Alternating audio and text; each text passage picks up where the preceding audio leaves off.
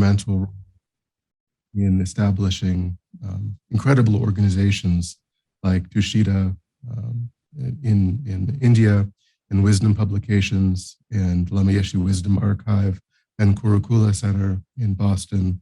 So he's had an amazing career in the Dharma, and so we're really fortunate to have his wisdom and his insight with us today, and then again in 2 weeks, and hopefully again and again in the future. So welcome, Dr. Nick. Thank you so much for accepting our invitation. And when we get to the mandala, then the center will offer the mandala on behalf of the center. Okay, thank you. Thank you very much, Venerable. We'll do prayers now. Mm-hmm. Oh, can someone make me a co-host so I can? I did make you co-host, Dr. Nick. Because I may want to share my screen later. Okay.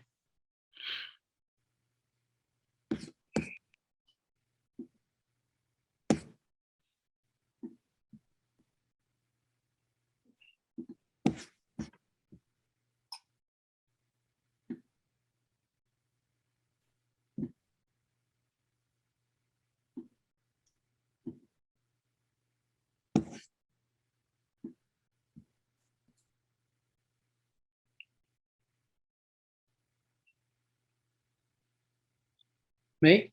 Am I doing it? We'll let you do that, please, Dr. Nick. Sangye chodang sogi chonam la changchu badu dagni gyapsu dagi chojingi pesonam ki rola penje sangye drupa sho sangye chodang sogi chonam la changchu badu dagni gyapsu dagi chojingi pesonam ki rola penje sangye drupa sho Sangye chodang sogi chonam la changchu badu dagni gyapsu dagi chojingi pesonam ki rola penje sangye drupa sho.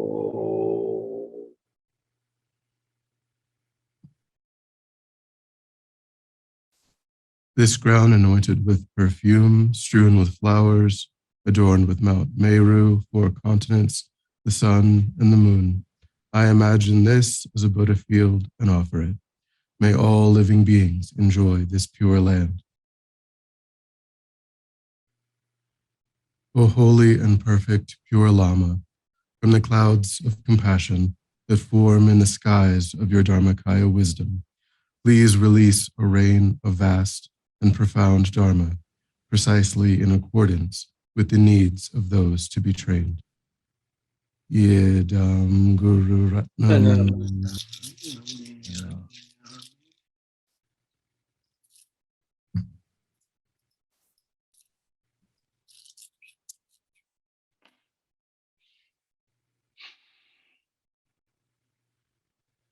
Okay, so let's just do a couple of minutes meditation on the breath to calm and center our minds.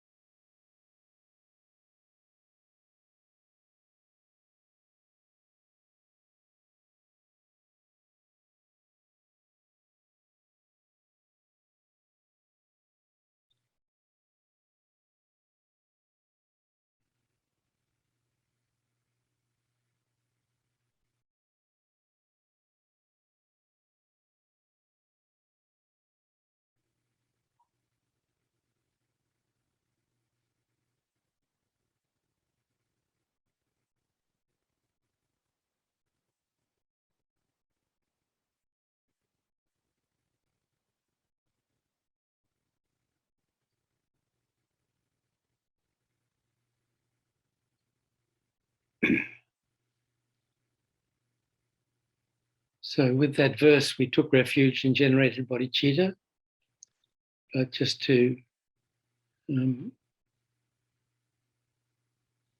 make sure we got the meaning of the bodhicitta motivation.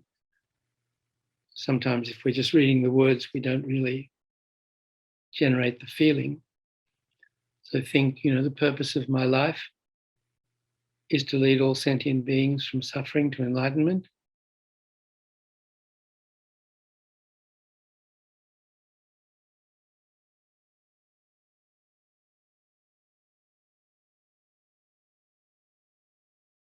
In order to do that, first I have to reach enlightenment myself, and that depends upon studying, thinking about, meditating on, and realizing all the steps of the path to enlightenment.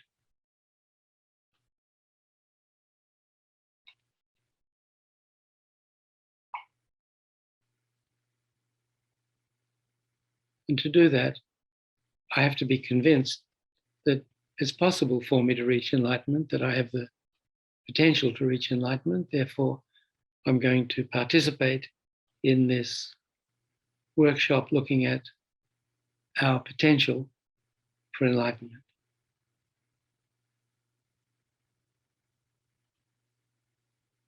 And participate in order to reach enlightenment for the sake of all sentient beings.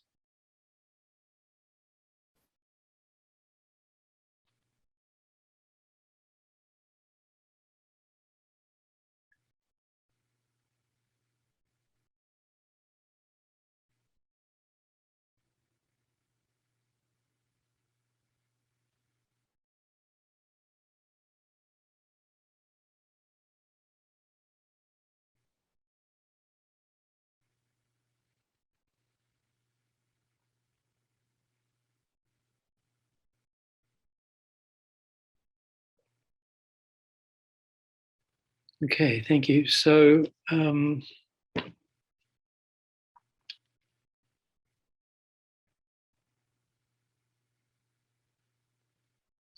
just set the stage here, I guess. So last time I referred to this short outline on the path to enlightenment that I put together once. So I'll just review that.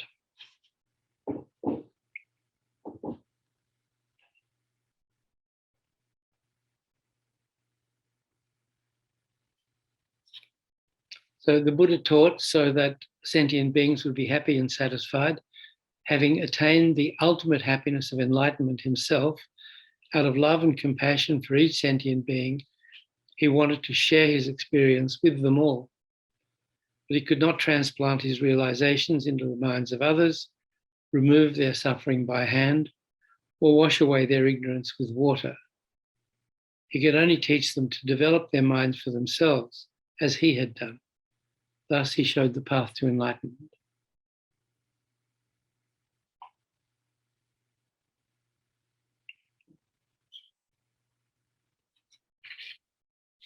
So what gets enlightenment is, this mind, not this body. So what is the nature of the mind? So there are two kinds of beings with mind: Buddhas and sentient beings. Buddhas were once sentient beings, but through engaging in and completing the practice of Dharma, they fully purified their minds of both gross and subtle obscurations and attained enlightenment or Buddhahood. So Buddhas and sentient beings. So there are also two kinds of sentient being. There are those beyond cyclic existence and those within. Those beyond cyclic existence have purified their minds of the gross obscurations, but not the subtle. Sentient beings within cyclic existence are suffering from both levels of obscuration and are under the control of disturbing negative minds, or the delusions, and the imprints they leave on the consciousness, karma,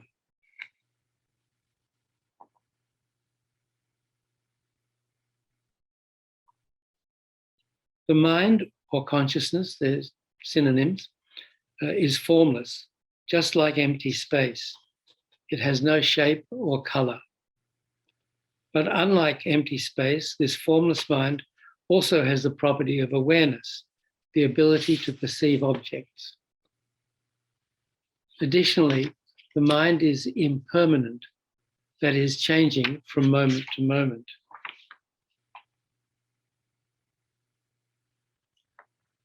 All impermanent phenomena are the products of causes. Thus, so is the mind. It does not arise from nothing.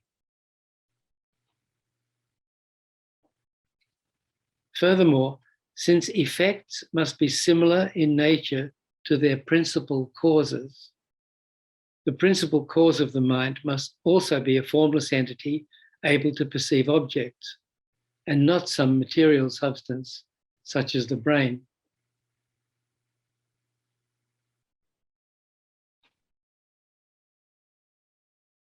So if we want to, distinguish between principal and secondary causes, if we think of the example of a plant, an apple tree, the principal cause of the apple tree is the seed, the apple seed. So if you want to grow apples, you don't plant oranges. And the conditions or the secondary causes are what allow the seed to grow, the dirt and the sunshine and the minerals and the water and whatever else it needs. So those are principal and secondary causes. So the effect, the apple tree, is similar in nature to its principal cause, the apple seed. So the formless mind has to arise from a formless cause, or a formless cause has to be its principal cause. We have to remember this because most people that we know think that the mind comes from the brain. And that's how we're grown up, and that's how we were educated.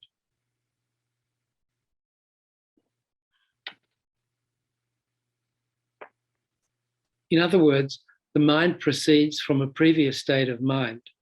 Each thought moment is preceded by a prior thought moment, and there has never been a first.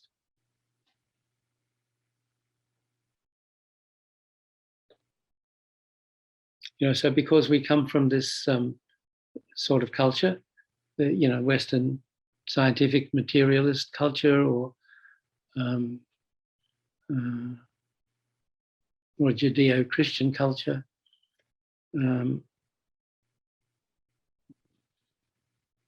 we don't have this idea that the mind is beginningless.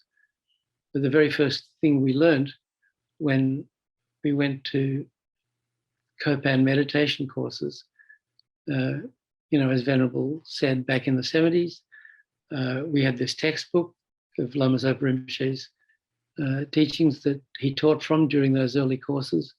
And on the very first page was entitled, The Mind is Beginningless. So for those of us who are new to Buddhism, that was kind of right there, a bit of a revelation.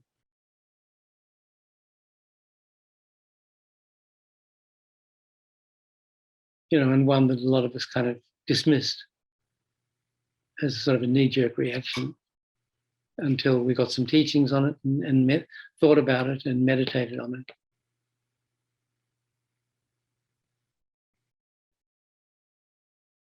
I think we did that last time, didn't we? So did we do a brief meditation on mental continuity? Did we? I think so, Dr. Nick. I'm not sure. It's a blur. Yeah, it is a blur. Okay, I think we did. So maybe we should do one now and go back 3 weeks or whatever it was. Anyway, so that was, and as I've said before, without understanding past and future lives, mental continuity, nothing in Buddhism really makes sense. especially karma. In other words, the mind proceeds from a previous state of mind. Each thought moment is preceded by a prior thought moment, and there's never been a first. Remember, we tried to think, what did we have for breakfast yesterday, and then a week ago, and then a month and a year, and then we went back and back as far as we could remember.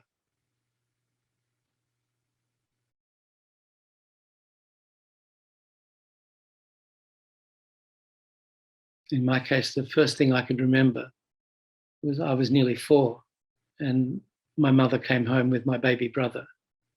So that was a complete shock. And I don't remember anything before that.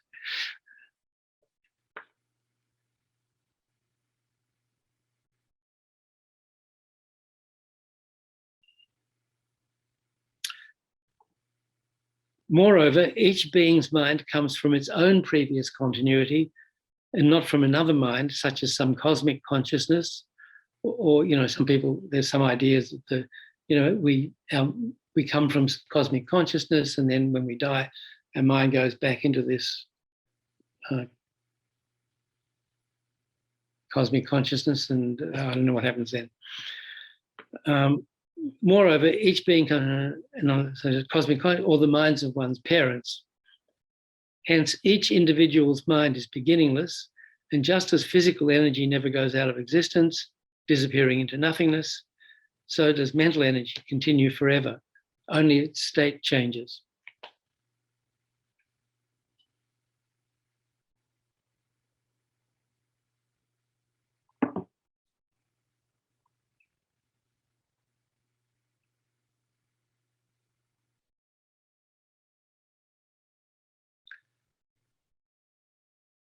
So if we haven't, we really need to think about this and really try to understand what our mind is.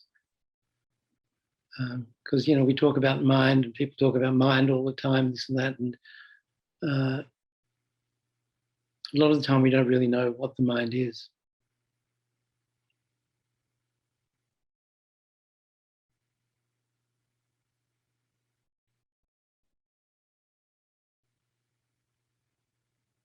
And the only, since the mind isn't physical, the only way we can kind of see it is with the mind itself. We can't experience our mind through our 5 senses.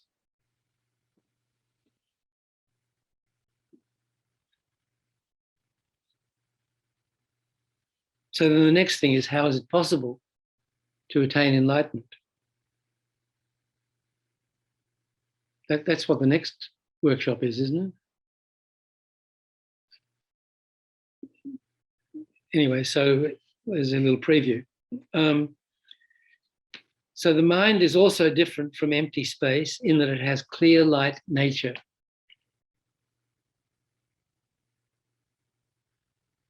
Sometimes it's called Buddha potential.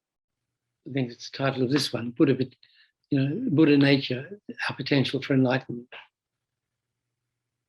So in the early days, Lama Zopa Rinpoche used to say he didn't like the term Buddha nature, because only Buddha's mind has Buddha nature. That only an enlightened being's mind has the nature of enlightenment. But I think he sort of came around to accept that it's in common, as common as it is, parlance. Buddha nature really means, the potential to become enlightened, the potential, the potential of the mind to attain Buddhahood.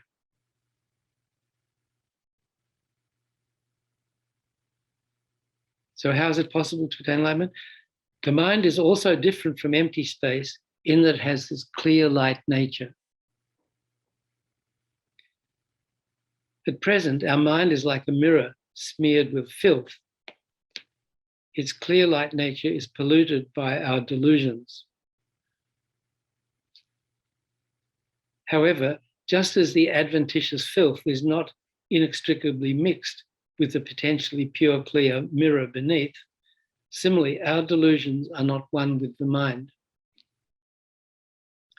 And just like an appropriate method, such as washing with soap and water, will clean a mirror, the right way to purify the mind of the delusions and their impressions, the subtle obscurations, is to practice Dharma. This results in the ultimate happiness of enlightenment. And since the minds of all sentient beings have clear light nature, not just human beings, all have potential to become Buddhas.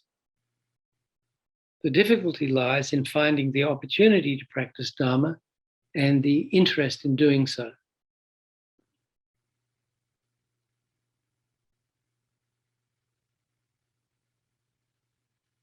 So, we have this innate potential for enlightenment, but our mind won't enlighten itself.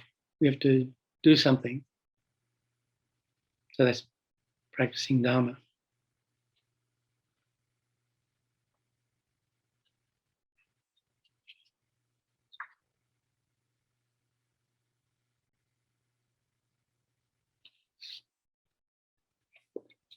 Okay, so that's kind of part of setting the stage. The other thing I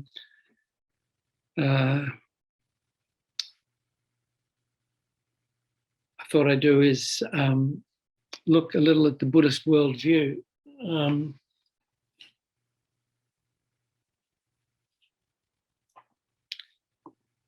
So here I want to refer to this Jeffrey Hopkins book. Has everybody got this? Meditation on Emptiness. Very important book. This one has a cover that's been chewed by rabbits. That was as close as the rabbit could get to enlightenment, by eating the book.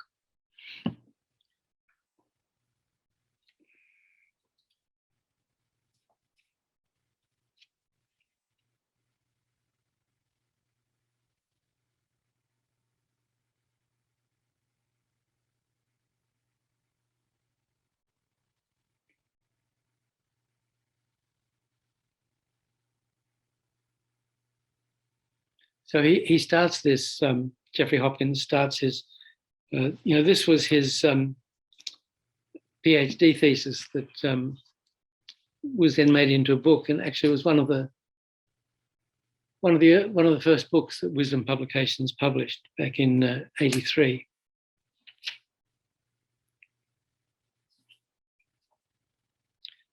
And he says, traditionally, a master begins a student's instruction with a presentation of the Buddhist world. And it starts with the selfless as a basis, and divides the selfless into existent and non-existent.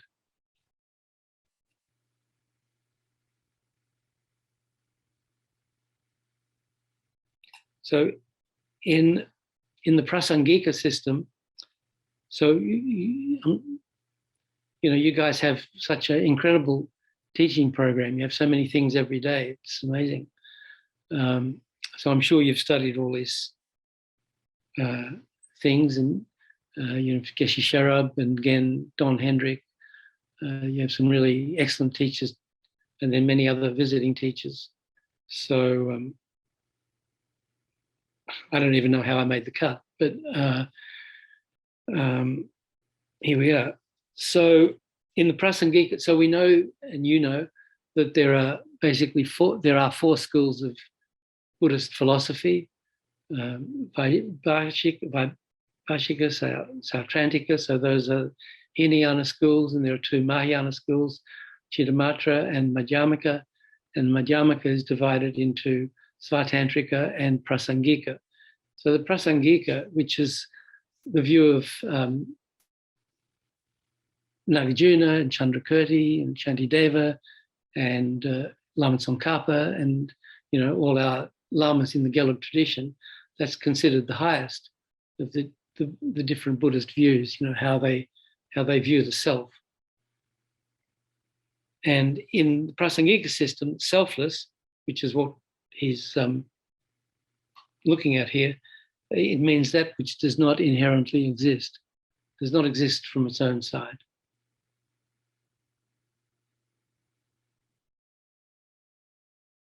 So non-existent, I don't think we have to worry too much about them. and the existent.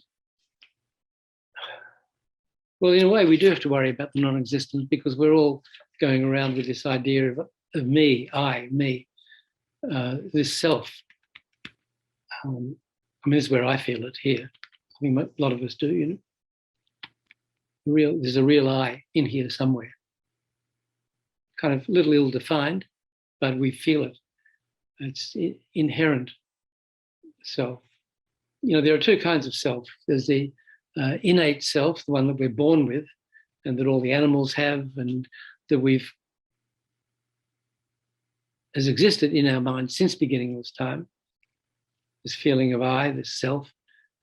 And there's also a learned self that comes from studying different kinds of philosophies that, or religions that believe in a soul,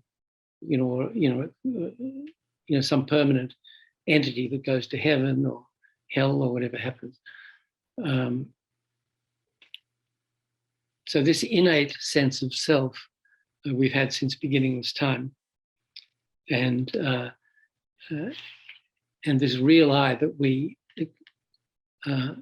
live under the control of, that actually doesn't exist. That is non-existent.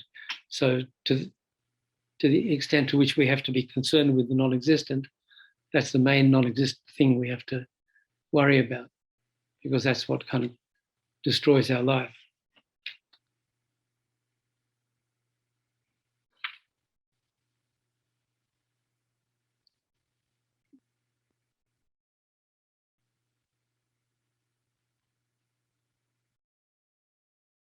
So Jeffrey says that, you know, some of the more famous examples of non-existence, apart from the one I just mentioned, are the horns of a rabbit. So people talk about rabbit horns, and the hairs of a turtle, and a garment made of turtle hair, the diadem, crown of a frog, a blue snow mountain. Anyway, it goes on. So let's not worry about them. In terms of things that exist, they're divided. This is our world now. Things that exist are divided into permanent phenomena and impermanent phenomena. So permanent phenomena defined as phenomena that do not disintegrate. Disintegrating phenomena being those which cease every instant during causes and conditions, impermanent phenomena. So divisions, so there's a whole lot of talk here, but there are charts that, summarize these different divisions. So I'm just going to really refer to them. The main point isn't to study this in depth, but right now, but, this is something we really, on our own, should study in depth if we haven't already. And, this book is such an incredibly valuable reference for all the Dharma topics that we touch upon.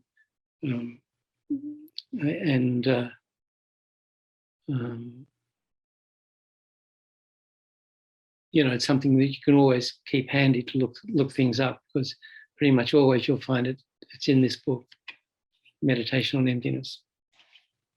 So divisions of permanent phenomena, there aren't too many.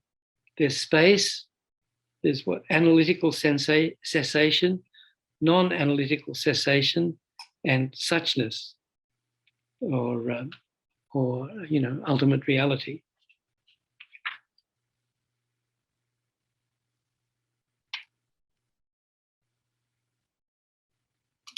So then things or impermanent phenomena are divided into form, consciousness, and non-associated compositional factors.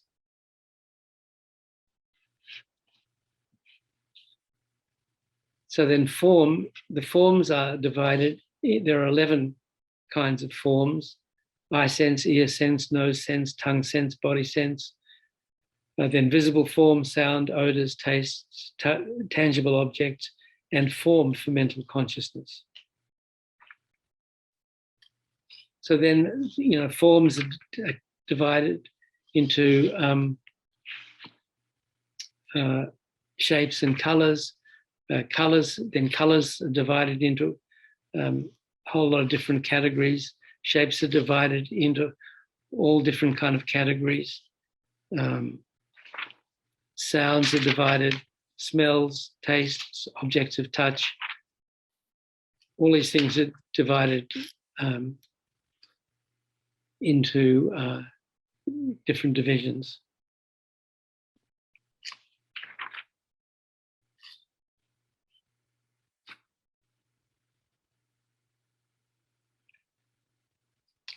Excuse me, Dr. Nick. I have a question about what page you might be referring to in the book. Well, right now I'm up to page 235. 235. The chapter is called The Selfless. Thank you.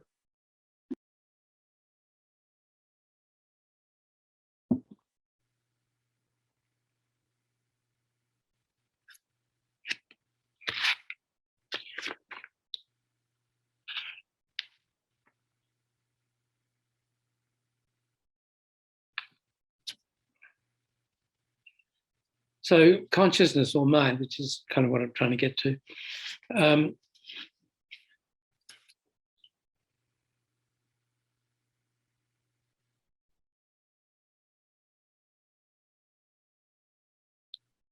So consciousness is defined as clear and knowing. We talked about that quite a bit last time. It's, and as I mentioned before, the mind is formless phenomenon that has the ability to perceive objects, clear and knowing. So that's the definition of the mind. Those two words, clear and knowing.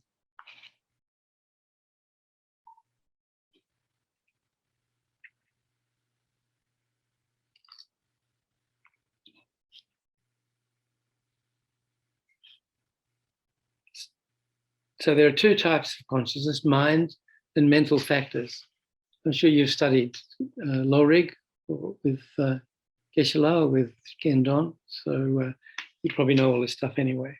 But in case you've forgotten, we'll just have a quick look at mind and mental factors. So the mind is a knower of a mere entity of an object, whereas a mental factor is a knower, or a mind really, which on the basis of observing that object engages in the object from the point of view of other features such as function and so forth.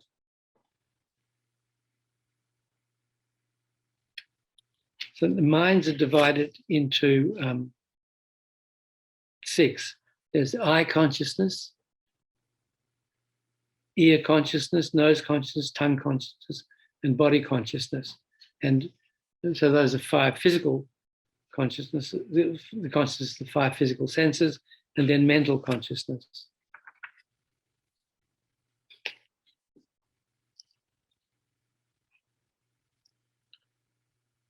So our potential for enlightenment, our clear light nature of mind, as I mentioned, is obscured by delusions.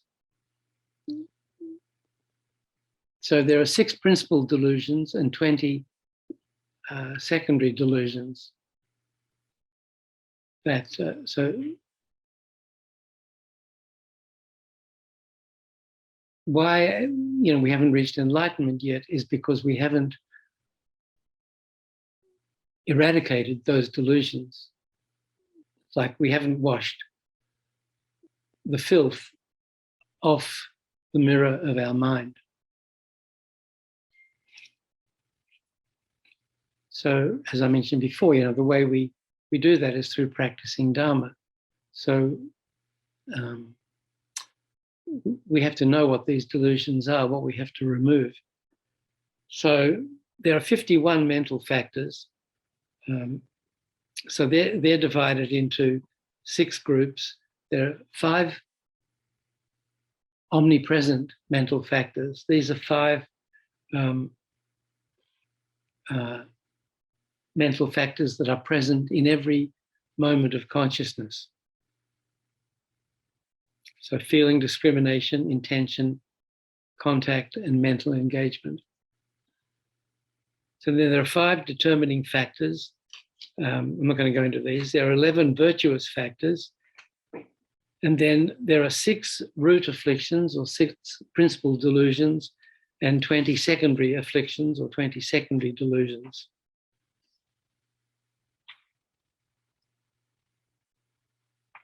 So those are what we need to remove.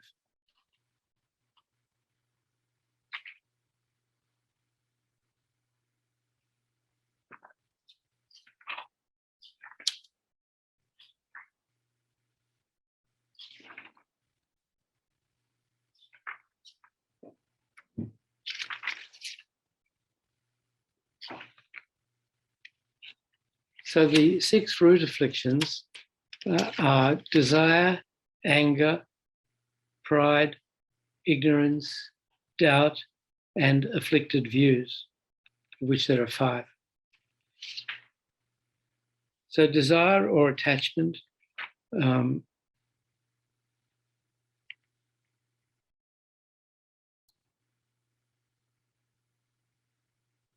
sees its object as attractive and really kind of sinks into the object like oil into paper. So it's difficult to remove. And it exaggerates what it sees as the positive qualities of the object and minimizes the negative ones. And the function of attachment is it kind of obscures our mind to the shortcomings of attachment. So it's one of the worst of the negative minds.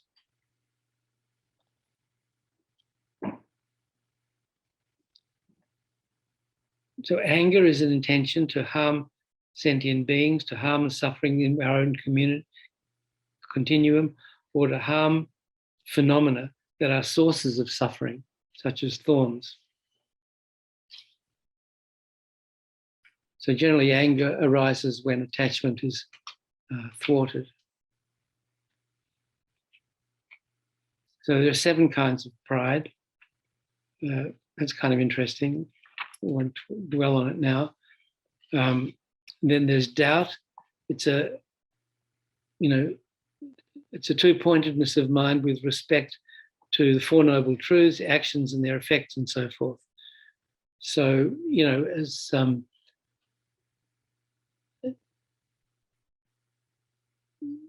when we got this initial teaching from Rinpoche on beginningless mind, a lot of us had doubt. Is that really possible? Is it possible? Is the mind beginningless, or does it just exist in this life? So doubt is, if we leave doubt unresolved, then it's a negative mind. I think Ayodhava or Chandrakirti, one of those great pundits, said, those who doubt powerfully have the ability to realize the truth, but only if they investigate their doubts. So we should never be kind of wishy-washy. We should always come to a conclusion in terms of, it talks about 4 Noble Truths and karma and these important topics. So we have to really decide whether these teachings are true or not. And if they're true, then we have to live according to that truth.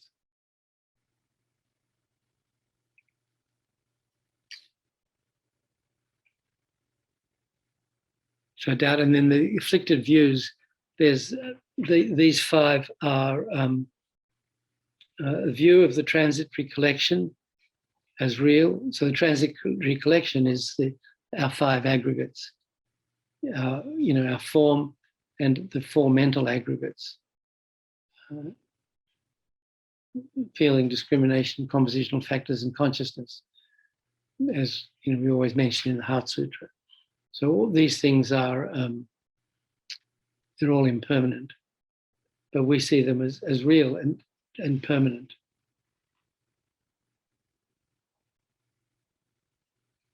Then there's a view holding on to the extreme, such as the extreme of permanence or the extreme of non-existence. Then there's a conception that wrong views are supreme, that that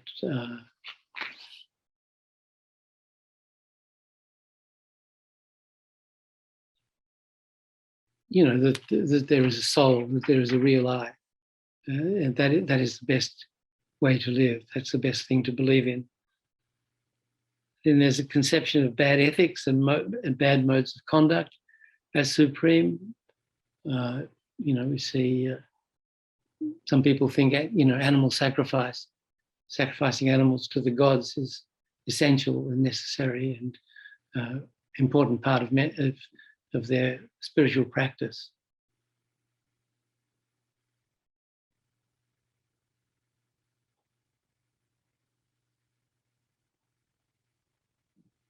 There was a festival they used to have every few years, I think, in Nepal, where they kill thousands and thousands of buffalo. You can see pictures of it online. It's just a huge field of dead buffalo that had their throats cut or their heads cut off. And there's all, and they sacrifice every year. I don't know how often, but very commonly in Nepal, and in other places too. But they sacrifice chickens and goats, and they bathe in their blood, and they pour it on the deities. It's like, they really believe these negative activities are supreme. And then there's perverse view, or the wrong view, logta. The thinking that the Four Noble Truths are wrong. There's no such thing as karma, no such thing as past and future lives.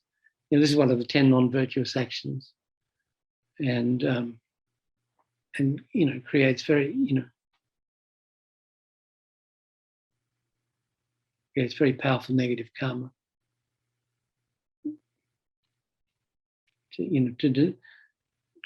Dharma is search for the truth, and to deny the truth is the complete opposite.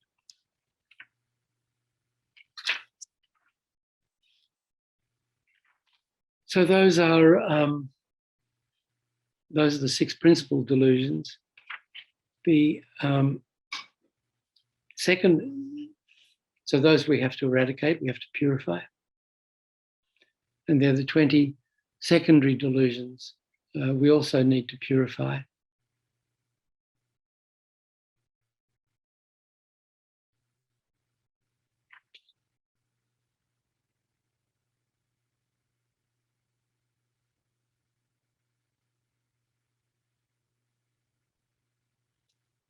So these are the minds that prevent us from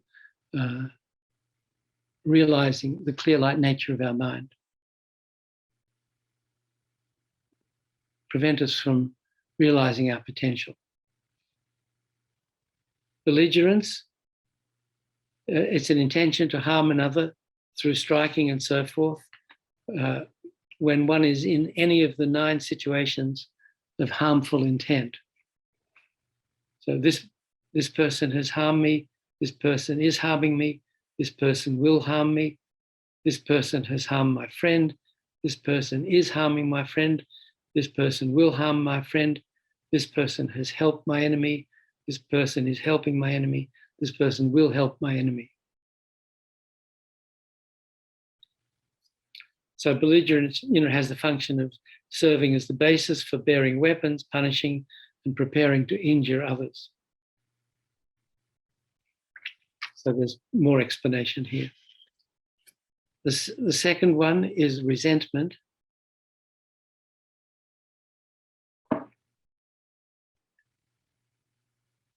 Resentment is a wish to harm or to answer harm involving non-release of a continuum of anger. It has the function of serving as a basis for impatience. Patience being the antidote to anger.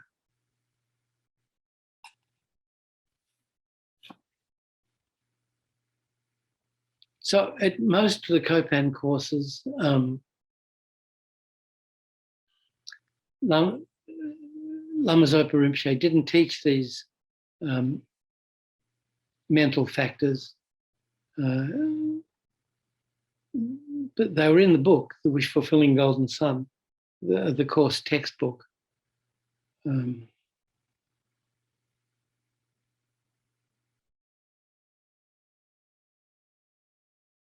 But for me, it was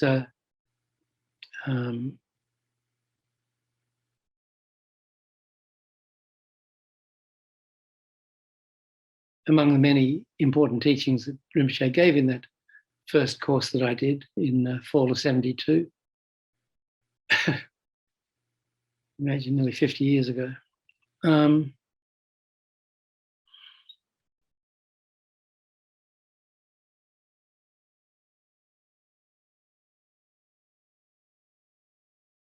It was impossible to imagine the Dharma world we live in now back then, when all we knew was Kopan, little tiny little monastery with 20 or 30 local monks in it.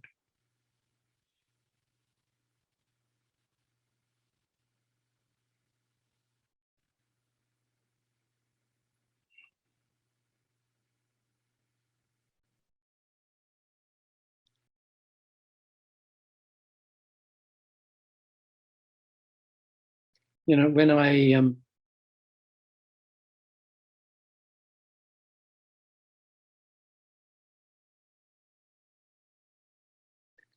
I graduated from medical school, we had to decide what sort of doctors we were going to be, and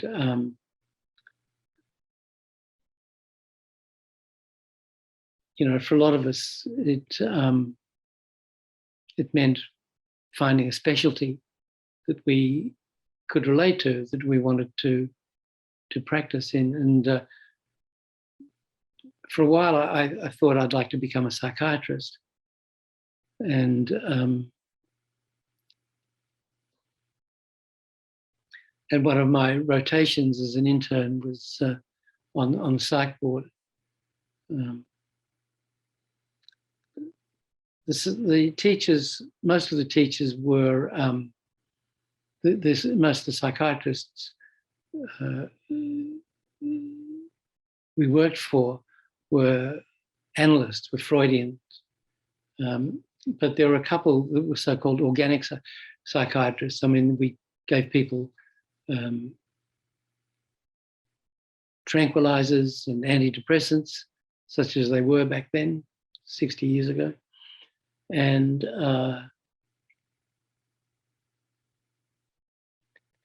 we gave people ECT,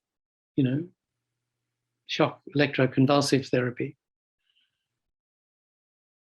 So I think I've heard that's making a bit of a comeback, but it was pretty brutal. Sort of an extreme form of treatment, I thought. Anyway, so eventually I,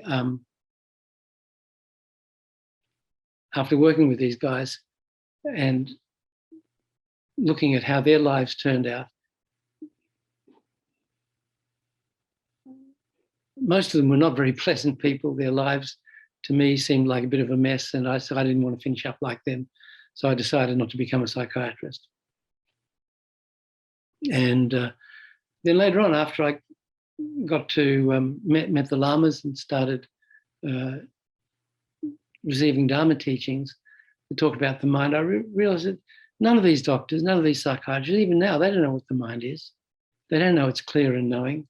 They think it comes from the brain.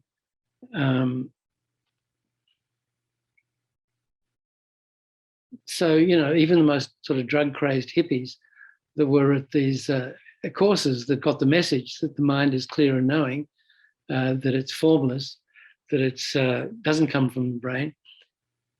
They already knew more about the mind than all these Harvard-educated psychiatrists or the Freudians or the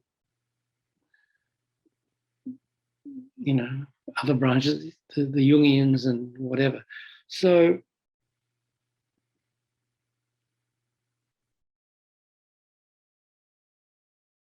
I also did a year in before I came to the conclusion not to become a psychiatrist like those other guys. I did a year in an analytical group with a psychiatrist, with an analyst who he had been analysed by Anna Freud in London, Freud's daughter. She was a psychoanalyst too. And he was a really unpleasant person.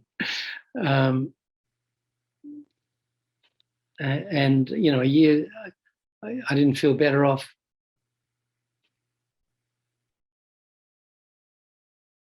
During the end of that period of analysis, that year of analysis, I started smoking dope, and that made me feel a lot better than any of the expensive 1-hour sessions in this group of neurotics that I participated in. And it was illegal, but it was cheaper. And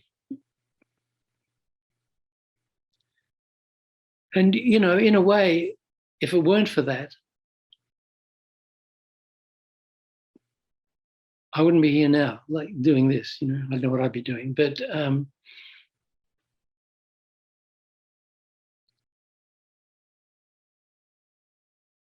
because engaging in this recreational activity sort of put me outside of normal society, in that it was illegal. I was a criminal, But a lot of other doctors were smoking too, so we're all criminals. But it made me, there's much more to the story, but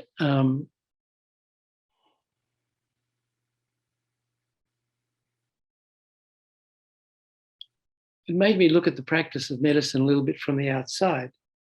And later on, after I decided not to become a psychiatrist, I looked at cardiology and neurology. I was kind of interested in both those fields, but there were a lot of young cardiologists and young neurologists around, so you'd have to compete with them to get the best hospital positions, because that was the thing. You had to get a job in a teaching hospital if you wanted to advance your career in whatever specialty you'd chosen.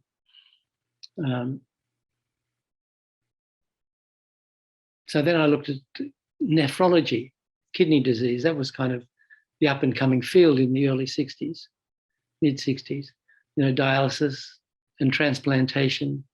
It was kind of pretty new, and the sort of field was pretty much wide open. So that's what I decided to do. And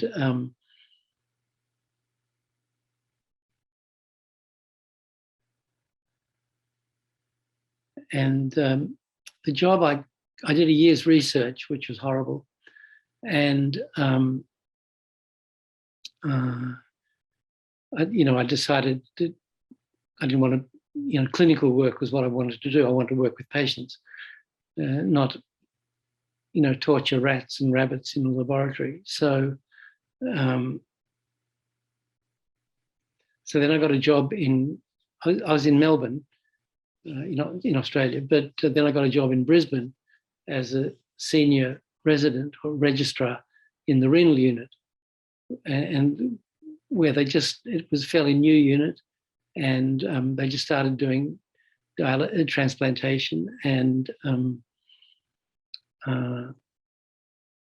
a lot of the patients we were seeing had destroyed their kidneys by becoming habituated, if not addicted, to painkillers. The main painkillers on the market then were APC, freely available over the counter and heavily advertised on TV and everywhere. Aspirin, phenacetin, and caffeine was what was in these things. And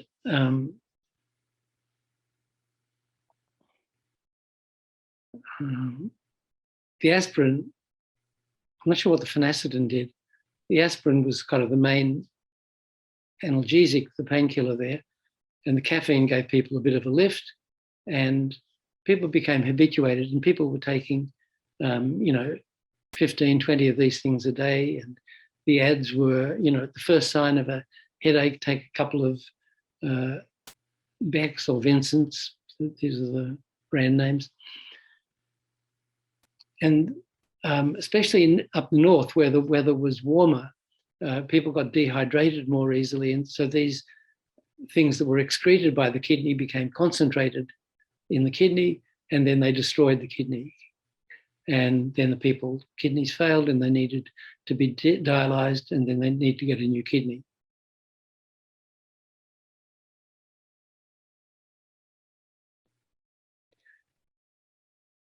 So it seemed crazy that these toxic substances were not only freely available, but heavily advertised. So at the same time, when I look back on the 6 or 7 years of medical practice, which it would pretty much mainly, which were in hospitals, I realized that maybe more than half the people that we were treating in hospitals were there because of the ill effects of tobacco and alcohol, and now these over-the-counter analgesics. And it just seemed like so insane that this society was pushing all these toxins on people, and they were destroying their health. And then we, the doctors, were kind of patching them up, not really dealing with the fundamental problem, whatever it was, patching them up and throwing them back out into the situation that made them sick in the first place. So that, coupled with my recreational drug of choice being marijuana and not alcohol, and this being, so I did a lot of research. The year I was doing research into kidney disease, we had access to, I could order up any reprint of any articles that had appeared in any medical journal. So I ordered up all the articles on research that was done on marijuana, because I really wanted to know what it was. And because, something that felt so good, must be something wrong with it. And so I got a stack of papers like this, and I went through, and this is 1969, so, now you can fill a room with research, I guess, but I couldn't find anything particularly harmful. But my experience was that tobacco was so harmful, alcohol was so harmful, analgesic was so harmful, not only legal, but advertised. I mean, it was like, and here's this other thing that made me drink less and didn't seem to have any lasting ill effects. Well, it drove me out of medicine into Buddhism, so some would consider that an ill effect, I guess. And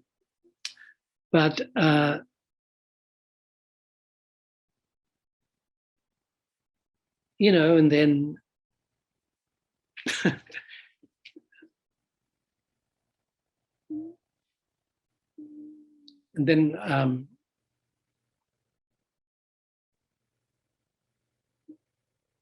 was in Queensland. Then I was raided. My house was raided by the drug squad, and nothing was found. But then I felt I had to go on the offensive. So then I wrote a letter to the medical journal, which I didn't really expect them to print, but saying that I knew all these doctors who smoked dope, and there was not much evidence that it was harmful, and yet there were these other things, tobacco, alcohol, and analgesics, which were killing people and were legal, and someone needed to, the laws against marijuana were based on fear, ignorance, and prejudice, and they published this letter. And so then there was this whole kerfuffle in the media that the doctor's on pot, and questions were asked in Parliament, that I should be forced to name all these people, that I should name names, and anyway, eventually it died down, but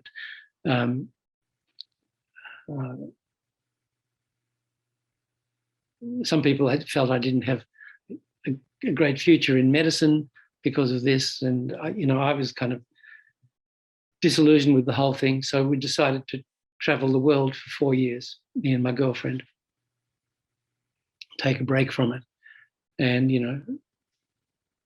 as a result of that, we left Australia and traveled in Southeast Asia, and then we finished up in Nepal and at Copan, and did this meditation course.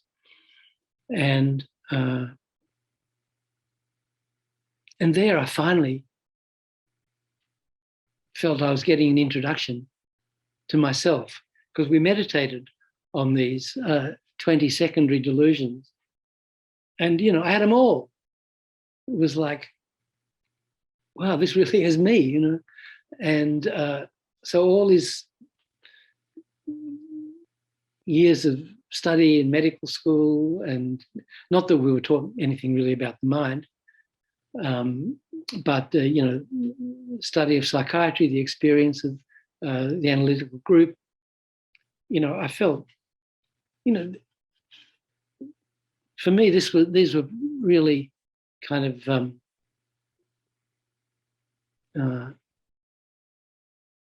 teachings that convinced me that Buddhism had a lot more to offer than, in terms of understanding life and its purpose and the mind and what we were doing here.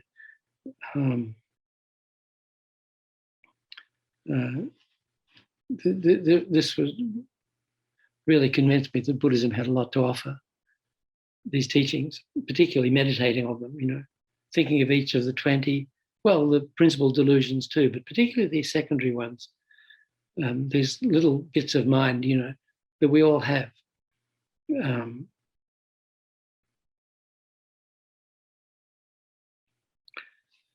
So resentment is the second one, the wish to harm. Then concealment, it's a wish through the force of ignorance to hide a fault when another person, such as a spiritual guide, points out that fault. It has a function of increasing faults. So I'm not going to do all the details of these. Spite is a wish through the force of belligerence and resentment to speak harsh words out of ill will to another who has pointed out a fault. Jealousy, disturbance of mind from the depths that involves an inability to bear another's fortune due to being attached to goods and services. Miserliness, a tight holding onto articles without letting them go through the power of attachment to goods and services. Deceit, it's a pretension of having good qualities, whereas one does not, through the force of strong attachment to goods and services.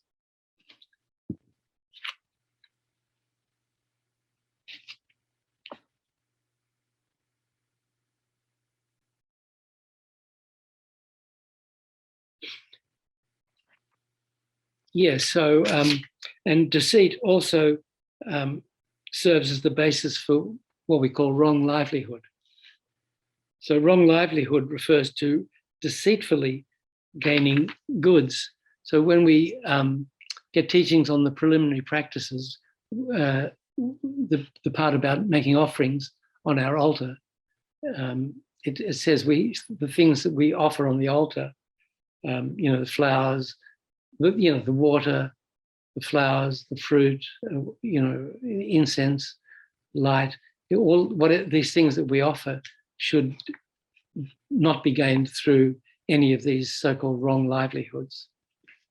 They're impure, they're not suitable offerings.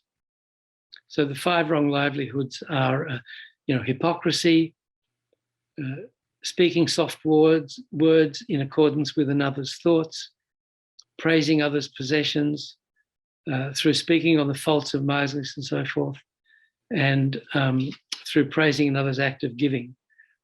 So, these are ways of obtaining things through cheating others. It's like flattery, or these different terms here, through coercion, through bribery, through praising another's generosity. There's sneaky ways of getting people to give you stuff. Then there's dissimulation. It's a wish to hide one's fault from others through the force of desire for goods and services.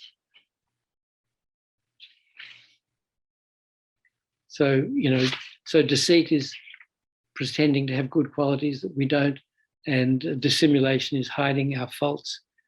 Haughtiness is a puffing up of the mind through taking joy and comfort in observing one's own good health, youth, beauty, power, signs of long life, prosperity, and so forth.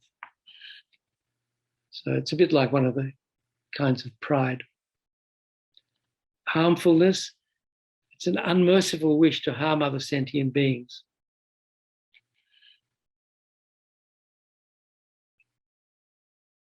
Lack of compassion. Then there's non-shame, which is a non-avoidance of faults from the viewpoint of one's own disapproval or religious prohibition. Non-shame. And the next one, non-embarrassment. It's a non-avoidance of faults from the viewpoint of another's disapproval. So there's a saying attributed to the Buddha that he said, monks, there are 2 things that keep the world, forget the exact phrase, like on an even keel, that keep the world functioning. There are shame and fear of blame. So, through shame, we restrain ourselves from creating negative actions because we know it's wrong to do this. I'm not being true to myself if I steal or if I lie or if I kill. There's so sometimes they're to do with vows we've taken, or sometimes it's like in the 10 non-virtuous actions. We're just taught that these actions create negative karma if we do them, even if nobody sees us do them. We know they're wrong. So that's shame. And fear of blame is to not do something because others will see us do it and will be criticized. So that, fear of being, or wish not to be criticized can also be come from one of the worldly dharmas. But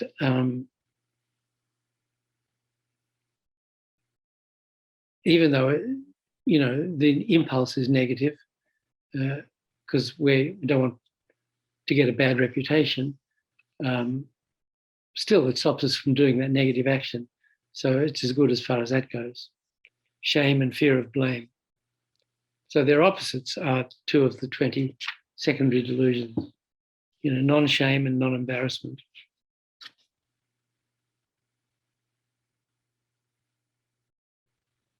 So lethargy is heaviness and unserviceability of body and mind. It involves ignorance and has the function of assisting all the root and secondary afflictions.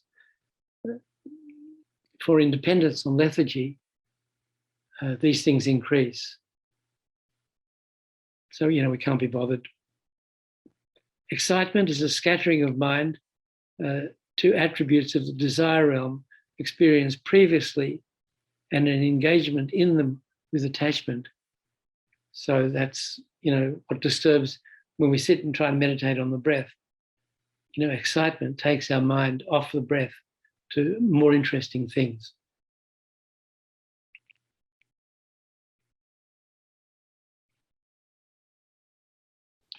Then there's non-faith. Non-faith is non-conviction, non-delight, and non-wishing with respect to virtuous phenomena. It involves ignorance, has the function of serving as the basis for laziness.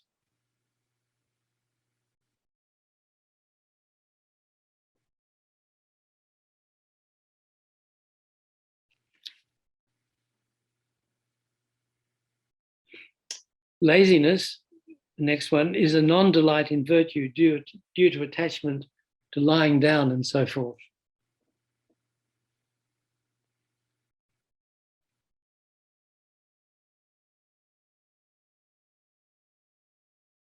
There's a little text that Lama Zopa Rinpoche likes called give up stretch. I don't know if it's a text or an aphorism, but give up stretching legs.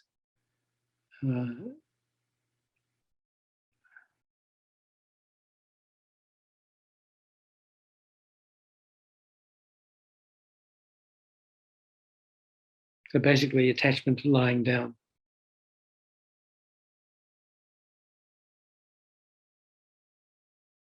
So we like stretching our legs out and kicking back, But for many, many years,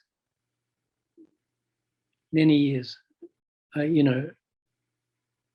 spent a lot of time with Ribush, especially in the 70s, and I never saw him lie down except one time for 2 or 3 days when he was very sick.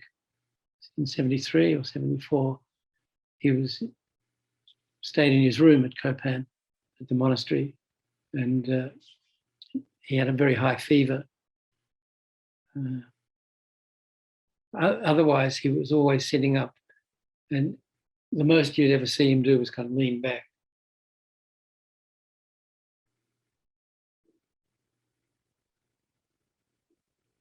So the only time he stretched his legs when he was walking. When he's on his bed, he would never sit back with his legs out. He was always in meditation posture.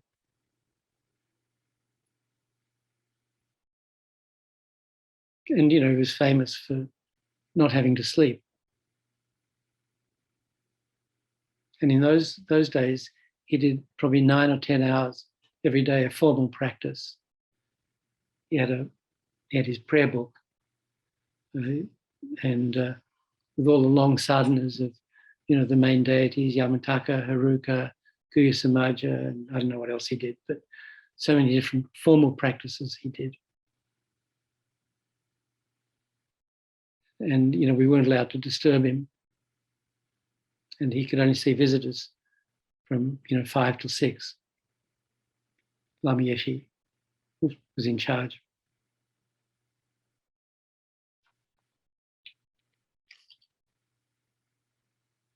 Attachment to lying down, laziness. There's these 3 kinds of laziness, right?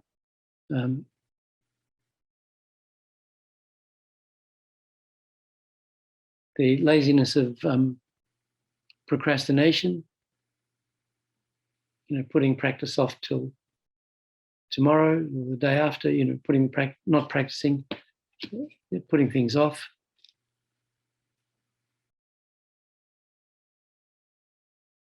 And the laziness of being busy, being attached. So you think, how can being busy be a form of laziness? But it's being attached to doing worldly stuff and too lazy to practice Dharma. Other things are much more exciting or interesting. Or I have to work, I have to make this money, I have to do this, I have to do that. I promised I'd do this, So making excuses to avoid practicing Dharma. So from Dharma point of view, that kind of worldly busyness is a form of laziness. And then there's a laziness, the delusions of incapability. Oh, I'll never realize emptiness. Oh, these teachings are too hard. I'll never understand them. What's the use of studying that? I'll never get it. I'm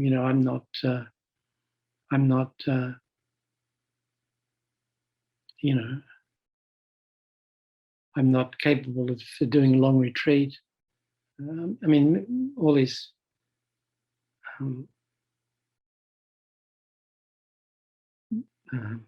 negativities that the little demon on our shoulder is kind of whispering in our ear all the time. Not good enough. You'll never manage this. You'll never concentrate. You'll never understand emptiness. So these delusions of incapability is a third form of laziness. Then non-conscientiousness. I have 3 or 4 more. Non-conscientiousness causes a looseness of the mind, not keeping it from afflictions and faults, and resulting in non-cultivation of virtuous phenomena.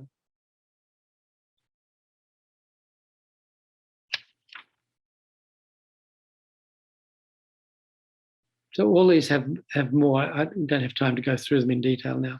Forgetfulness. It's an unclarity of mind and a forgetting of virtuous objects through mindfulness of objects of the afflictions. So these are more to do with meditation. Non-introspection is an unknowing engagement in physical, verbal, and mental deeds. It has the function of serving as a basis for the infraction of codes of ethics. So we have this, remember when we're trying to practice mindfulness, which is basically just remembering what our mind is supposed to be focused on, like the breath. The reason we go off the breath is because we forget, in a sense, that we're supposed to be focusing on the breath, and something more interesting comes up in our mind and we follow that. So we're supposed to have this little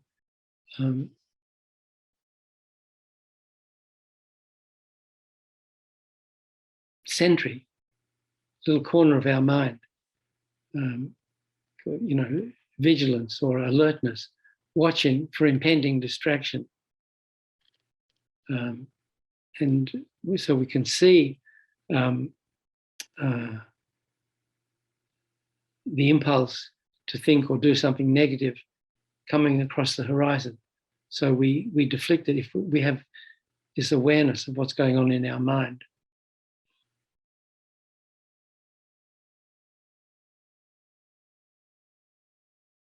So non-introspection allows our mind to follow these negative impulses. Then the final one is distraction, which is a scattering of the mind from its object of observation. So again, that's a failure of vigilance. So we allow the distraction to arise and take our mind off the object of concentration.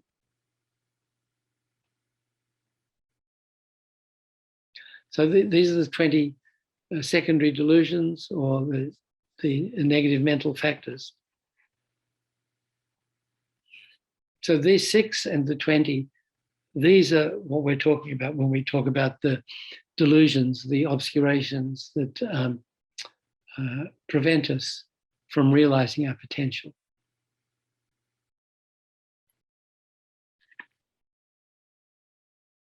Then the final 4 of the 51 mental factors are the changeable mental factors.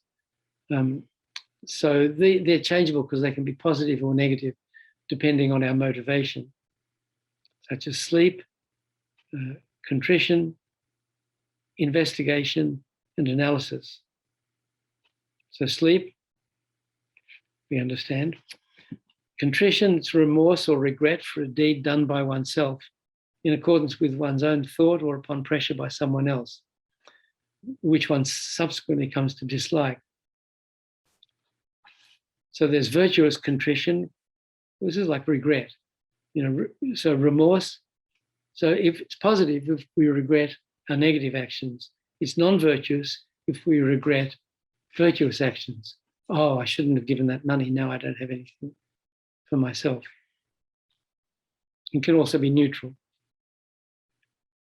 The example is making a mistake sewing. So I don't sew, but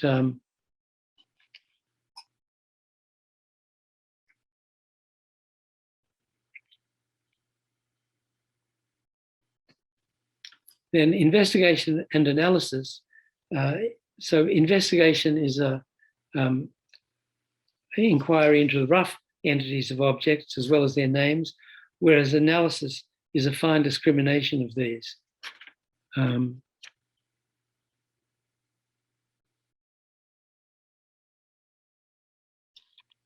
So it's positive, if we analyze and investigate emptiness. Non-virtuous is inquiring into the pleasant and unpleasant objects motivated by desire and hatred, and has a function of serving as a basis for not abiding in happiness, in that it generates unpleasant effects.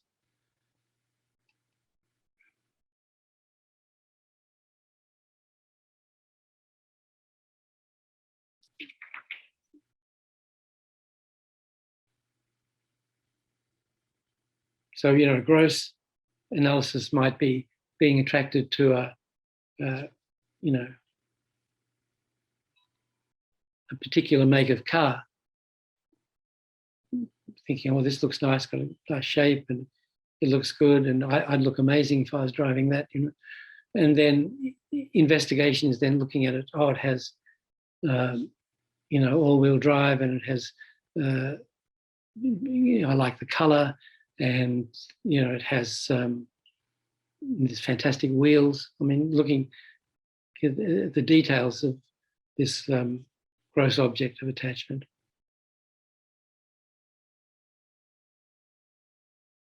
But we could look at it, this car has this minivan is nice because then I can drive all these llamas around, or it has a good sound system, so I can play prayers and mantras all the time. So these are changeable depending on your attitude. So if it's negative, they also obscure our clear light nature of mind.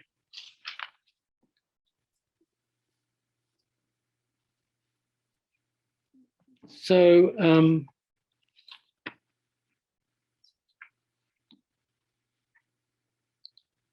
then that's looking at all the divisions of the world. The other division is the non-associated compositional factors. I think that's a little, it's interesting, but it's a little too technical to spend time on now.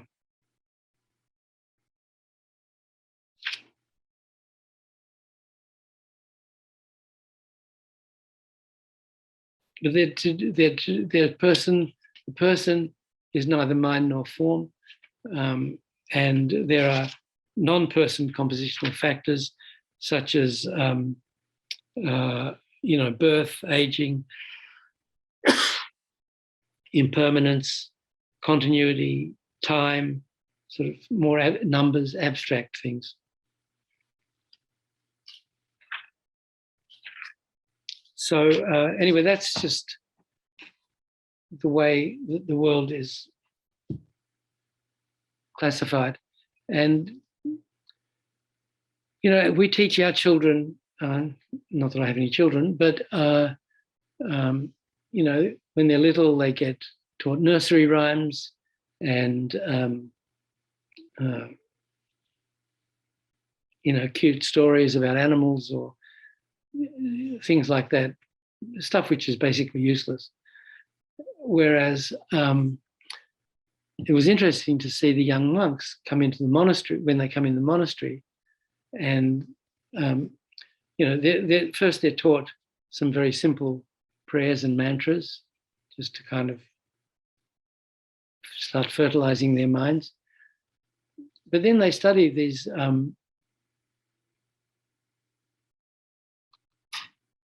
mind and mental factors, when they're 5 and 6, they start learning about the different kinds of forms, shapes and colors, the different classification of shapes, different classification of colors, the different, basically analysis of the sense world around them. The different kinds of smell, the different kinds of auditory objects, the different kinds of tactile objects, which are all detailed in this text. So they're starting to study reality from the get-go, which is,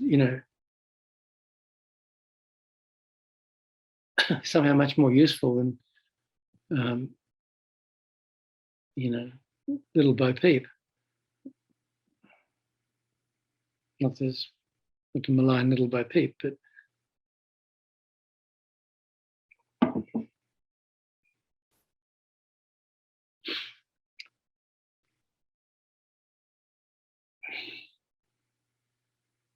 so that's the world. Permanent phenomena, impermanent phenomena, mind and mental factors, and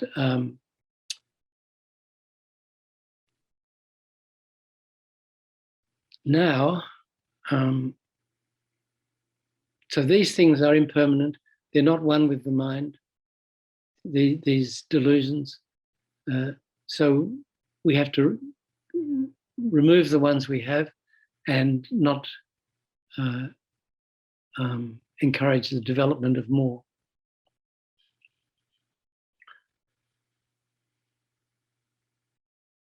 So now I want to share my screen. I'm not quite sure if I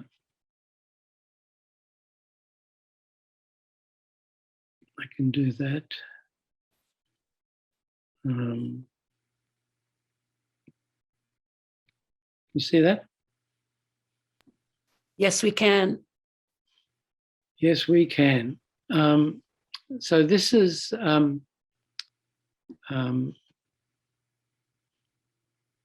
the beginning of the Lamrim outline.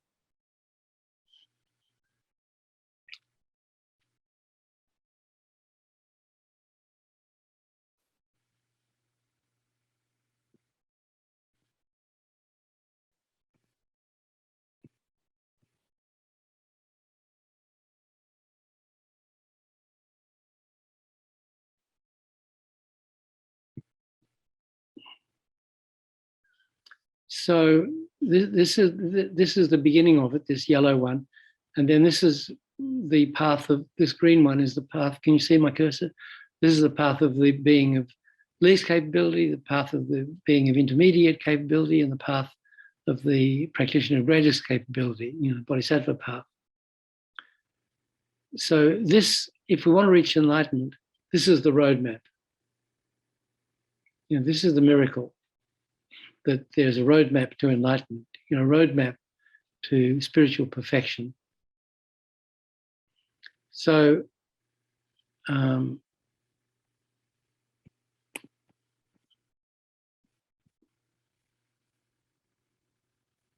am I doing? Sorry. So I'm just trying to make this more legible.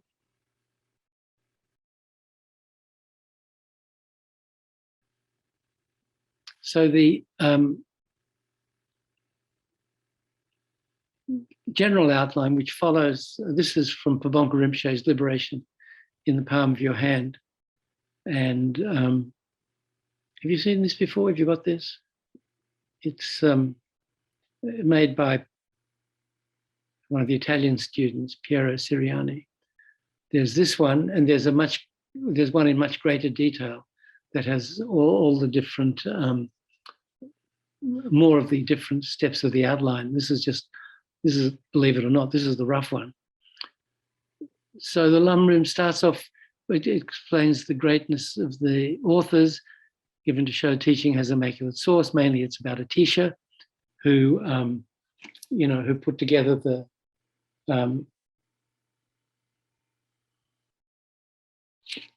lamp for the path to enlightenment. This is kind of basically the first Lamrim text,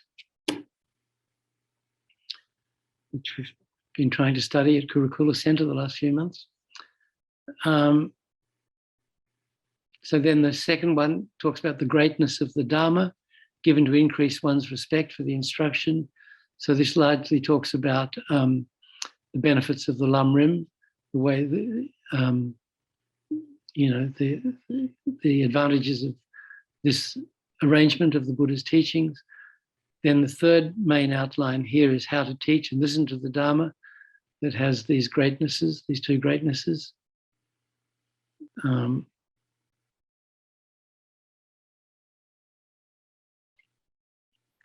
The greatness of the author and the greatness of the teacher. And then comes this part, which is the main part, which is the sequence in which the disciples are to be taught the actual instruction. So this is the roadmap to enlightenment. This is the roadmap. I've got to keep referring to the topic. This is a roadmap for realizing our potential. So this sequence in which we're led along the path has two divisions. The root of the path, the sort of essential basis is devotion to our spiritual guide, to our guru. So these are teachings on guru devotion. And all this is captured in great detail in Lama Zopa Rinpoche's book, The Heart of the Path, which is, I think, the most detailed teaching on guru devotion in English that exists at the moment. So I'm sure you've all had teachings on that. And the second part is, the graduated training we should undertake after we've begun to rely on a spiritual guide. So first we have to, first we convince ourselves the importance of having the right teacher. So that's called the root of the path. It just is the most important part. It's like the root of a tree is the most important part. If you don't have a healthy root, you're not going to have a healthy tree. You're not going to get nice flowers. You're not going to get good fruit. So if we don't have the right guru, we're not going to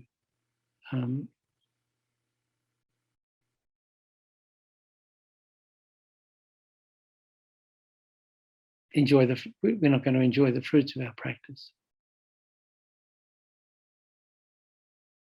So then the proper graduated training we should undertake then is divided into two: the stimulus to take the essence from our optimum or perfect human rebirth, and how to extract the essence from our perfect human rebirth. So training the mind in the stages of the path, stage with a small scope. So as I've said before, Rinpoche doesn't like the word small, medium, and great scope, because that's not what the Tibetan says. He says, Rinpoche calls it, the path of the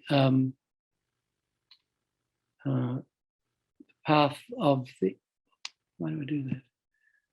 The path of the lower capable being, the path of the great capable being, and the path of the middle capable being, and the path of the great capable being. Not a very happy English construction, I find. So we call it the path of the being or the practitioner of least capability, the path of the being of intermediate capability, and the path of the being or the practitioner of greatest capability. So those are the details. But before we get onto that, we have to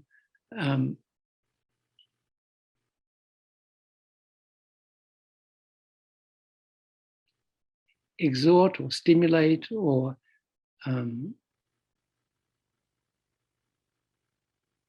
enthuse ourselves to take the essence, to extract the essence of the perfect human rebirth.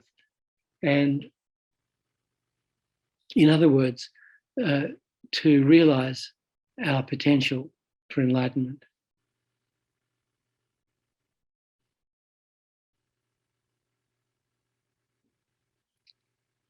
So that's divided into these, if I can expand this without losing it. So there's a short discussion to convince you. And so that's identifying the perfect human rebirth or optimum. I don't like that term very much.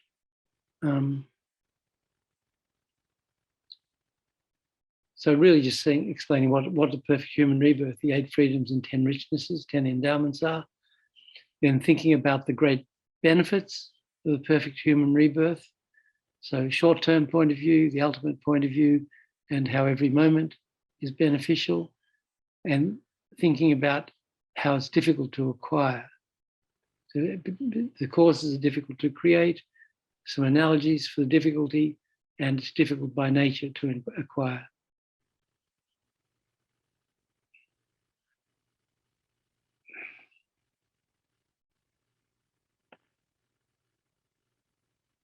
So just as there's a very detailed book of Rinpoche's teachings on guru devotion, there's this very detailed book on this perfect human rebirth, where all these outlines are filled out in great detail.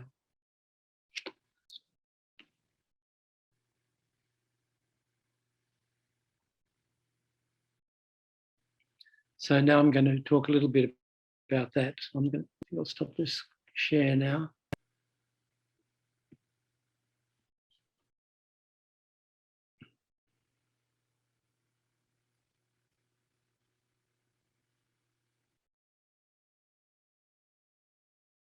So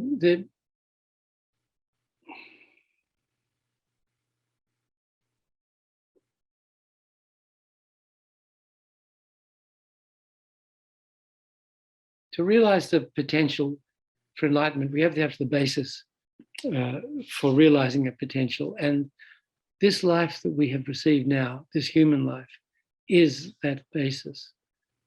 And it has 18 attributes, 8 freedoms, and 10 richnesses. There's a little overlap in these two lists, but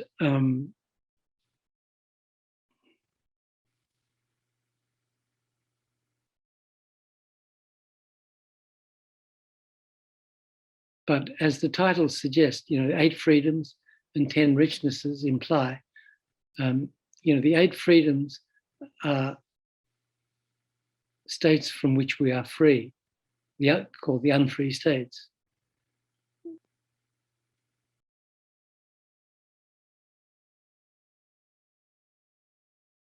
In this life, we've avoided being reborn in that situation, those situations. The 10 richnesses are the 10 endowments are things that we've received.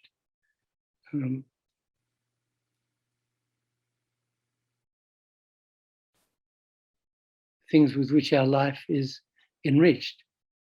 And all these freedoms and richnesses are defined by in the context of our being able to practice Dharma. Because it's only through practicing Dharma that we can clear the mirror of our mind of all this, the slime that's covering it.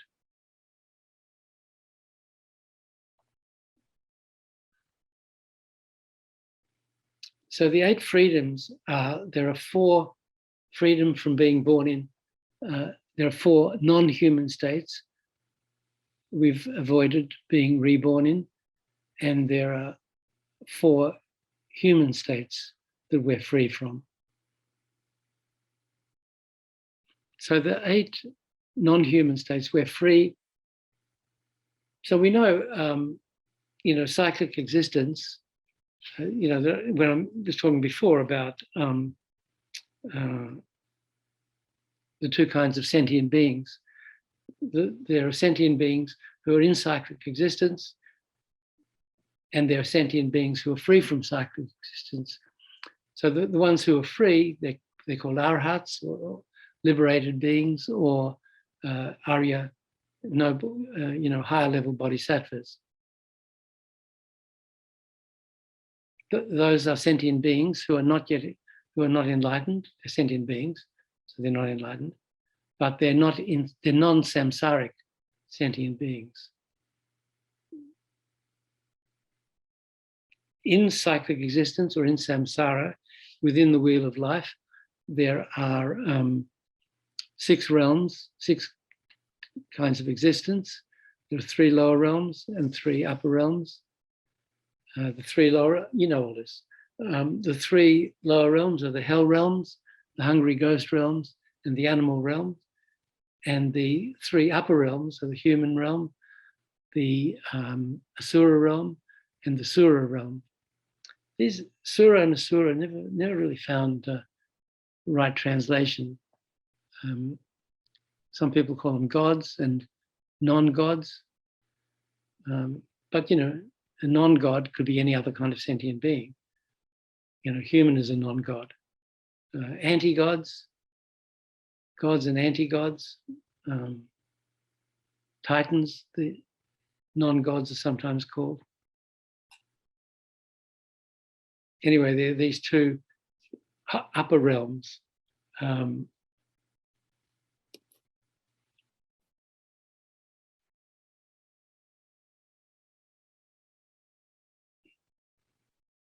So the asuras are the asura, it's a negative prefix.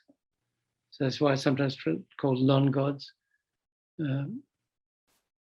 Rinpoche, because of this really lack of clear English word for these, because we don't really have a concept of these realms in English, Rinpoche usually uses sura and asura. So as did we see before, the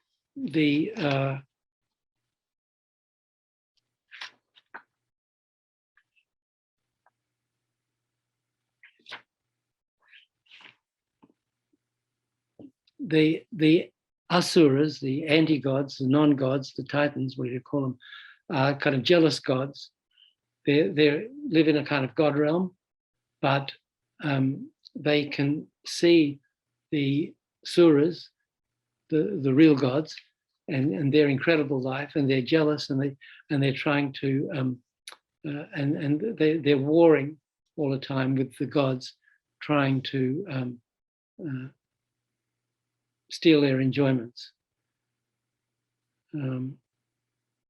And in the God realm, there are, I think, there are 27 different levels of gods.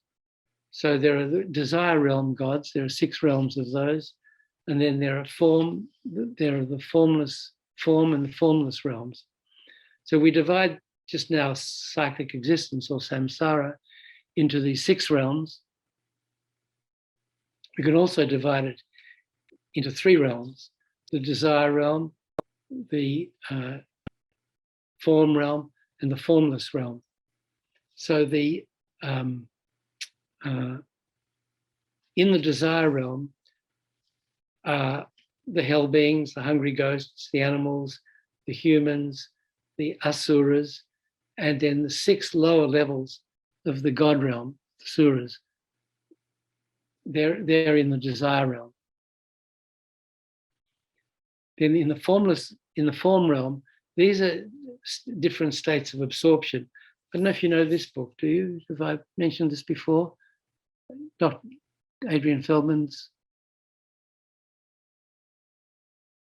a book on Buddhist psychology, the world and ourselves. We have lots of, this was just reprinted in Singapore and they sent us like 100 copies. So if anybody wants a copy of this, you can let me know, maybe through Venerable Dondrup. What's the name again, Dr. Nick? The World and Ourselves. Okay, thank you. You can get this book, or probably send you a PDF. But he's an old friend from Melbourne.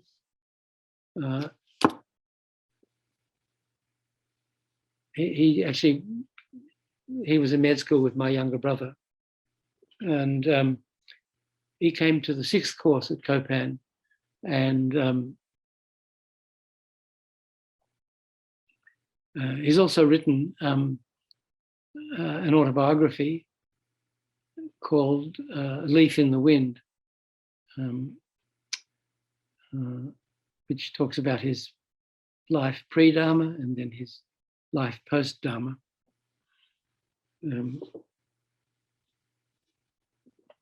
So he's, I mean, you find this in many places, of course, but he's got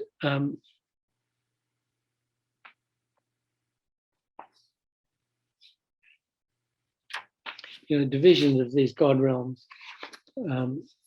So in the 4 formless realms, these are called the 4 formless absorptions. So here, the sentient beings who are born into this upper realm don't have a body. They just exist in a state of consciousness. So the highest is called the peak of cyclic existence. Then there's limitless nothingness. So the mind, they're reborn into this. And there's a brief awareness, now I'm being reborn into this. And then the mind is totally absorbed into the meditation on nothingness. And then they remain in that state for a long, long time, maybe eons.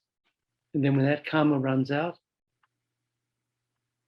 there's no suffering, but there's no awareness of anything but this absorption into nothingness. And then there's a brief moment of awareness, now I'm leaving this realm. And then they get reborn in the lower realm because he used up all their merit. Then the next, third one, second, he's going down from the top. So limitless nothing, then there's limitless consciousness. Did I do that? I did that. Oh, that's okay. I like to see the gallery, but yeah, I just realized I didn't have you spotlighted, so I don't know. Go back to the gallery. Well, that's what I've got. I don't know what you can have what you like. Yeah. The second one is limitless consciousness, and then the first absorption is limitless space. So these are the formless absorptions. Then there are first, second, third, and fourth concentrations in the form realm, where they have very subtle bodies, but they're defined by the level of their meditation. And then in the desire realm, there are the 6 desire realm gods. So they're divided into 2, the sky dwelling, which is the heaven controlling others' emanations, the heaven enjoying one's own emanation, the joyous heaven, which is Tushita, and so that's where Maitreya is, and the heaven without combat. And then the earth dwelling ones are the heaven of the 33. So that's where the Buddha's mother was reborn, remember, and he went there to give her teachings. And then he came back from teaching his mother in the heaven of 33. We celebrate that holiday as Lama Zopa later in the year. And then there's a heaven of the 4 great royal lineages. So there's another book called Meditative States in Tibetan Buddhism by Lati Rinpoche and Damalocha Rinpoche, published by Wisdom.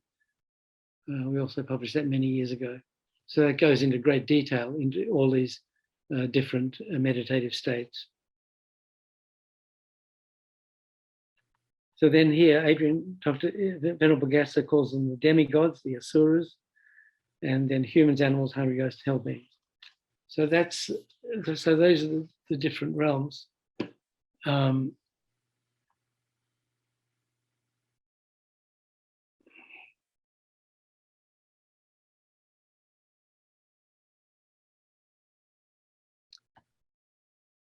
So in terms of the 8 freedoms, we are free. We have freedom from not having been born in the hell realm. We're free, where there's just incredible suffering and there's no chance to even hear the Dharma, let alone practice it. And it's the same in the hungry ghost realm. So in the hell realms, we have these, the 8 hot hells, the 8 cold hells, and the 4 intermediate hells, or the 4 neighboring hells, rather. So these are explained in detail in Liberation in the Palm of Your Hand and in the Great Lam Rim. So we're free from being born in those terrible states of existence. So that's a great freedom. And then we're free from having been born as a hungry ghost. We're free from having been born as an animal. And we're free from having been born as one of these long life gods that we just looked at briefly. So those are 4 non-human states we're free from. And in those states, it's very difficult, if not impossible, to practice Dharma.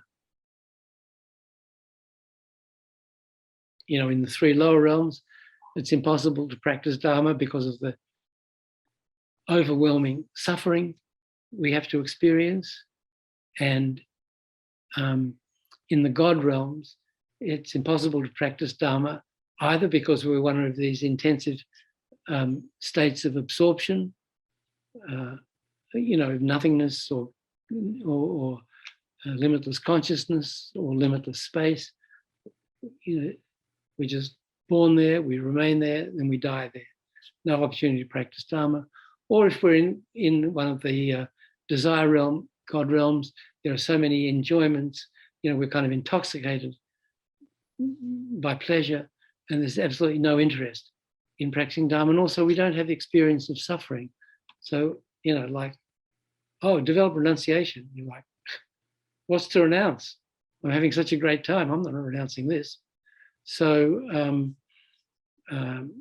so no opportunity to practice Dharma. So we're free from those 4 non-human states. Even when we're born human, we can be born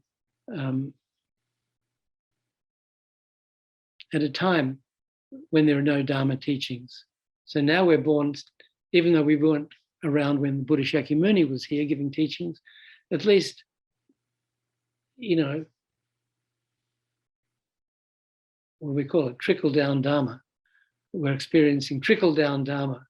It's 2.5 to 2,600 years ago, so it's kind of fizzling out, but still good enough.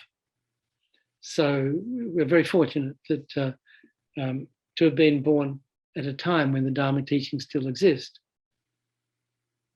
So we're free from having been born, and I'll talk about that a little more later when we come back. But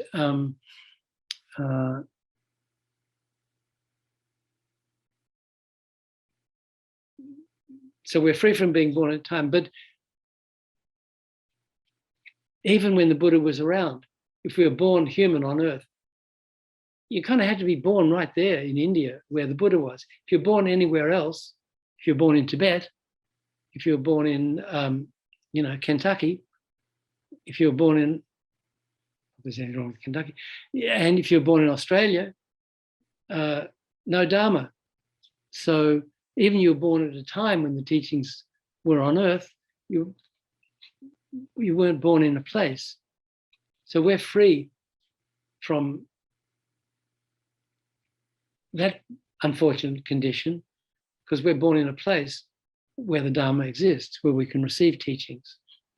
So, of course, these days, there are a lot more places than there were back then where you can get teachings, but still there are plenty of places where the Dharma doesn't exist.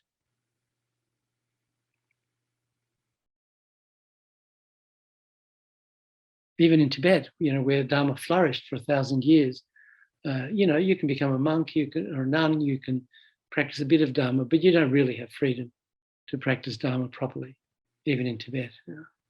They have police in all the monasteries, and you have to go re-education. I mean, it's so even places like, or even in most of India, where the Dharma was once flourishing, you can't find it now. So we're free from having been born in a place where there's no Dharma. And we're also free from being born in a situation, in a situation where we, even if we're born in a time and place where there's Dharma, there are plenty of people around who may have, may be mentally challenged or physically challenged, and life is a struggle, or to understand or to do things. So there's really no freedom to fully practice Dharma. When we're talking about practicing Dharma, we're talking about practicing Dharma in having the freedom to practice Dharma in any aspect that suits our mind, to take ordination, to take vows, to practice Tantra, to go on retreat, to study with any teacher we wish. There are so many people who are physically or mentally incapacitated or limited. So we're not in that situation. So we're free from that situation. So we are we have the freedom to practice Dharma however, whenever, and whichever form we like. And finally, we're free from being born in a situation like in a family where wrong views are strongly adhered to, where we're taught, where it's heretical to even take an interest in Buddhism, or we're living in a country where the practice may be forbidden, or where you'd be executed for trying to practice Dharma, or to spread the Dharma, or to speak about the Dharma, or to so there are so many we're having this strong being born into a non-Buddhist religion where they very strongly adhere to views of there's no past and future lives, there's no Four Noble Truths, there's no six realms, there's a soul, your immortal soul, you have to take your soul to heaven. I mean, there's so many views that are wrong from the Buddhist point of view that people find themselves in, and that prevents them from practicing Dharma. So we're also free from that sort of limited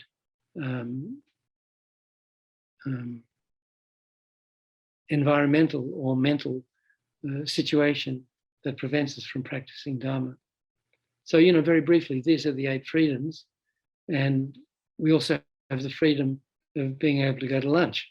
So now we can exercise that freedom and, come back at 1:30 your time for more haranguing. So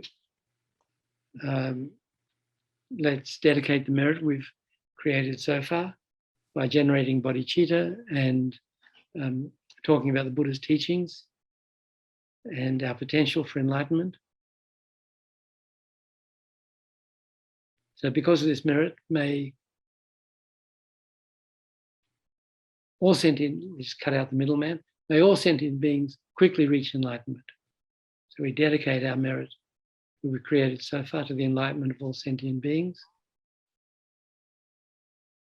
So when we eat, we think we're not eating out of attachment to the food, but we're just fueling our bodies so that we can, for the sole purpose of practicing Dharma for the sake of sentient beings. And, if we enjoy it, we can offer that enjoyment with a prayer that all sentient beings should enjoy eating food that they like in order to sustain their bodies on the path to enlightenment.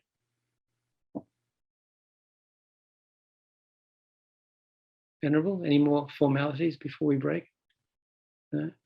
Okay, so enjoy lunch and see you in an hour and a half.